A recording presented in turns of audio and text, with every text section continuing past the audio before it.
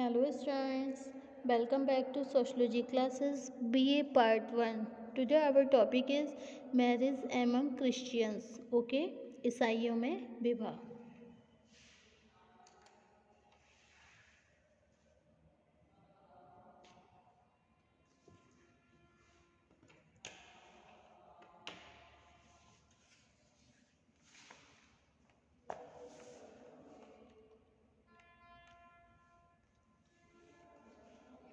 ईसाइयों में विवाह के प्रति दो प्रकार की धारणाएं देखने को मिलती हैं.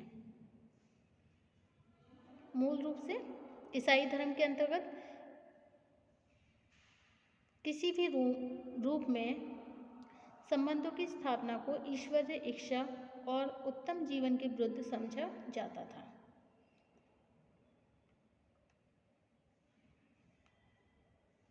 अविवाहित रहकर जीवन व्यतीत करना जीवन की सर्वोत्तम विधि थी. धार्मिक रूप में विवाह की अनुमति केवल उसी स्थिति में दी गई जब व्यक्ति अपनी इच्छाओं में नियंत्रण रख सकने में बिल्कुल असमर्थ हो जाए. इस आदर्श के पीछे यह धारणा निहित थी कि विवाह व्यक्ति की साधना के मार्ग में सबसे बड़ी बाधा है और ब्रह्मचर्य जीवन का परम लक्ष्य. और ब्रह्मचर्य क्योंकि व्यक्ति की साधना के मार्ग में विवाह क्या है, सबसे बड़ी बाधा है और ब्रह्मचर्य ही जीवन का परम लक्ष्य है. ओके.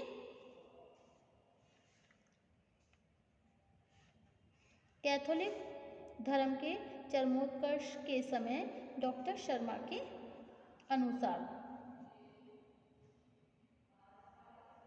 यह विचार इतने दृढ़ होते गए कि मानव जीवन की पूर्णता के लिए अविवाहित रहना ही आदर्श बन गया और विवाह को मनुष्य की निर्बलताओं का सबसे अच्छा हल मान लिया गया. ईसाई धर्म की प्रोटेस्टेंट शाखा का विकास होने के साथ ही विवाह की इस धारणा में परिवर्तन हुआ. इसके अनुसार विवाह को मानव जीवन की एक आवश्यकता के रूप में स्पष्ट किया जाने लगा. प्रोटेस्टेंट विचारधारा के अनुसार भी ईश्वरीय इच्छा के अनुसार कार्य करना जीवन का परम लक्ष्य स्वीकार किया गया, लेकिन साथ ही विवाह को इस लक्ष्य की प्राप्ति में बाधक मानकर सहायक समझा जाने लगा, क्योंकि विवाह के बिना उन मानसिक और आध्यात्मिक संबंधों की स्थापना नहीं की जा सकती जो एक पवित्र जीवन के लिए आवश्यक है.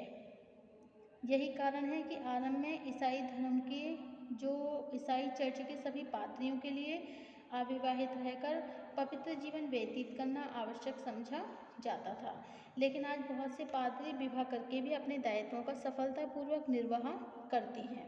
इस प्रकार इस्लाम धर्म के विपरीत ईसाई विवाह केवल उनकी इच्छाओं का ही साधन नहीं है, बल्कि जीवन के कुछ पवित्र दायित्वों की पूर्ति का यह एक महत्वपूर्ण आधार है. यही कारण है कि धार्मिक रूप से ईसाइयों में विवाह विच्छेद को कोई प्रोत्साहन नहीं दिया गया, यद्यपि कुछ विशेष परिस्थितियों में इसकी अनुमति अवश्य दी गई है. ओके.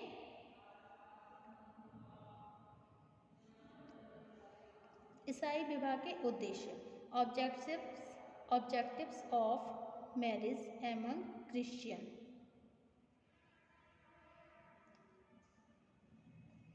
नंबर 1 है पवित्र जीवन का विकास. ओके. ईसाइयों में विवाह का मुख्य उद्देश्य एक पवित्र जीवन व्यतीत करने के अवसर प्राप्त करना है. ओके.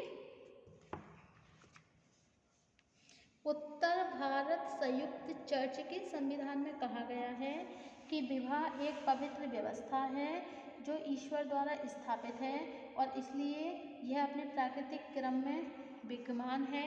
विवाह संबंध इस प्रकार ईशा और गिरजाघर के अलौकिक संबंधों का प्रतीक है. ओके. नंबर 2 पॉइंट है परिवार की स्थापना. विवाह का तीसरा प्रमुख उद्देश्य है परिवार की स्थापना करके बच्चों के पालन पोषण का दायित्व ग्रहण करना. ओके. नेक्स्ट पॉइंट है संबंधों की स्थिरता। ईसाई विवाह एक महत्वपूर्ण उद्देश्य पति पत्नी के संबंधों को स्थिर बनाना तथा उनके बीच पारस्परिक सहयोग को प्रोत्साहन देना है। नेक्स्ट पॉइंट है पारस्परिक सहयोग। विवाह का उद्देश्य न केवल पति पत्नी के बीच सहयोगी संबंधों को दृढ़ बनाना है, बल्कि व्यक्ति में प्रेम, सहयोग और त्याग के वे गुण भी उत्पन्न करना है जिनकी सहायता से ईश्वरीय महानता को प्राप्त करने के उद्देश्य में सफलता मिल सके। ओके, नेक्स्ट पॉइंट है आपका विवाह के प्रकार, फॉर्म्स ऑफ मैरिज। ईसाइयों में किसी भी रूप में बहुविवाह मतलब पॉलीगैमी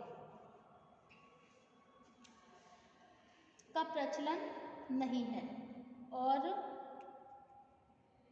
उनकी धार्मिक मान्यताएं उन्हें इस प्रकार की कोई अनुमति देती हैं और उनकी जो धार्मिक मान्यताएं होती हैं उन्हें इस प्रकार की कोई अनुमति देती हैं। ईसाइयों में एक विवाह, मोनोगैमी सामाजिक जीवन का अनिवार्य नियम है। ईसाइयों के धार्मिक विश्वास इस विचार को दृढ़ बनाते हैं कि विवाह स्त्री पुरुष का विवाह एक पुरुष और एक स्त्री के साथ स्थायी बंधन है जो जीवन पर्यंत चलता रहता है। ओके, अकॉर्डिंग टू बुलाटिन के अनुसार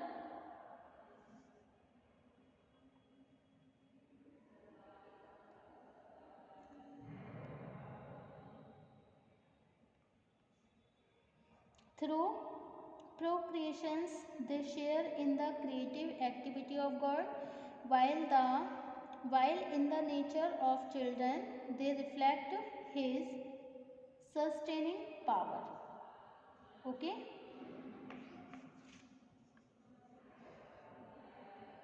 विवाह की पद्धति के आधार पर ईसाइयों में विवाह के दो स्वरूपों का उल्लेख किया है।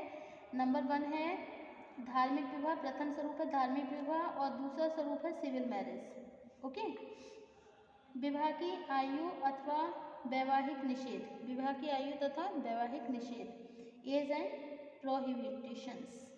विवाह की आयु और निषेधों के क्षेत्र में ईसाइयों का जीवन सबसे अधिक प्रगतिशील है। यद्यपि धार्मिक रूप में कम से कम 13 वर्ष की ईसाई लड़की की विवाह करने की अनुमति मिली है। इसके पश्चात भी ईसाइयों में व्यवहारिक रूप से विलंब विवाह लेट मैरिज का प्रचलन है। ईसाई लोग विवाह में प्रेम कोर्टशिप को सर्वाधिक महत्व देते हैं और यही कारण है कि अधिकतर मामलों में विवाह से संबंधित दोनों पक्षों की स्वतंत्र सहमति को बहुत अधिक महत्व दिया जाता है। ओके,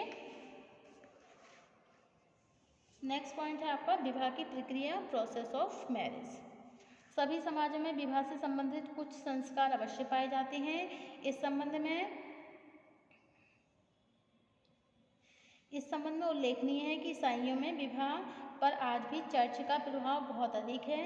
इसलिए विवाह की संपूर्ण प्रक्रिया किसी चर्च में ही पूरी होती है। जब वधू पक्ष के द्वारा वर पक्ष के प्रस्ताव को स्वीकृति दे दी जाती है तब विवाह कार्य प्रमुख रूप से 2 संस्कारों के द्वारा होता है।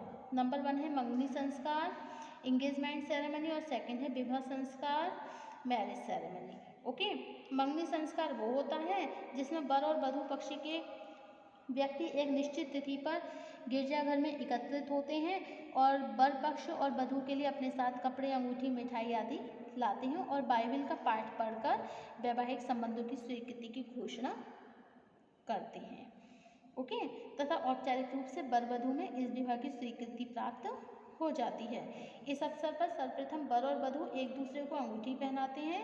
इसके बाद साधारणतया सामूहिक चायपान के बाद वर वधू को एक दूसरे से मिलने के साथ साथ घूमने की स्वतंत्रता भी मिल जाती है। ओके,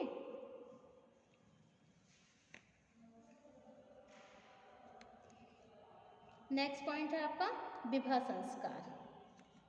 निश्चित तिथि पर वर वधू पक्ष के व्यक्ति चर्च में एकत्रित होते हैं। सामान्यतः यह समय सुबह 8 बजे से लेकर शाम को 6 बजे तक किसी भी समय हो सकता है। विवाह संस्कार आरंभ होने से पहले चर्च में वर पक्ष के व्यक्ति दाईं ओर और वधू पक्ष के व्यक्ति बाईं ओर बैठ जाते हैं। यद्यपि वर और वधू अलग अलग चर्चों के सदस्य हों तो संस्कार के वधू के चर्च में ही पूरा होता है। मतलब जो संस्कार होता है तो ये संस्कार जो है वधू पक्ष में ही होता है। ओके।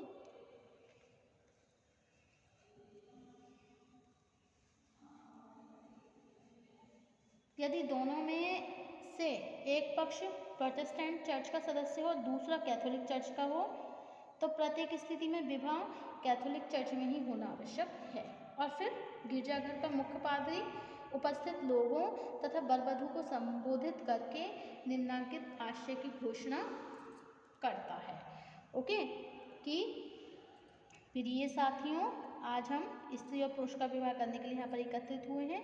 यह इज्जत का मुकदमा है जिसे ईश्वर ने इंसान की बेगुनाही की स्थिति में तय किया है। ईश्वर के विधान में लिखा है कि विवाह करना सबसे अच्छा है। इस तरह उचित है कि हम विवाह के रास्ते को पवित्र और आदर्शता के साथ इसको आदरपूर्वक समझें। ओके। और इसको पूर्ण मान सम्मान दें। ओके।